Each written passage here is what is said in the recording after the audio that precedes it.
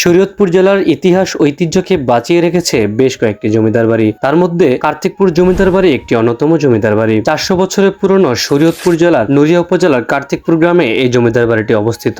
এটি স্থানীয়দের কাছে চৌধুরী বাড়ি বলেই বেশ পরিচিত। 400 বছরের পুরনো এই জমিদার বাড়িতে এখনো সেই জমিদাররা বসবাস করে থাকেন।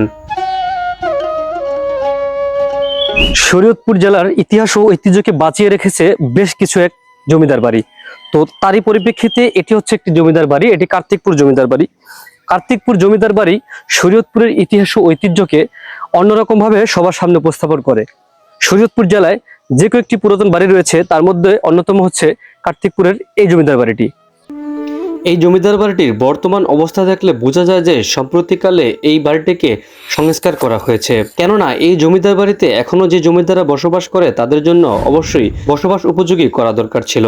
তবে পুরাতন এবং ভগ্নাংশগুলো দেখে বোঝা যাচ্ছে যে এই জমিদার বাড়িটি একসময় অনুপযোগী ছিল, তবে বর্তমানে বসবাসের জন্য উপযোগী করে তোলা হয়েছে এই জমিদার বাড়িটি। আপনি শরীয়তপুরে ভ্রমণে আসলে অবশ্যই এই জমিদার বাড়িটি ঘুরে যাবেন।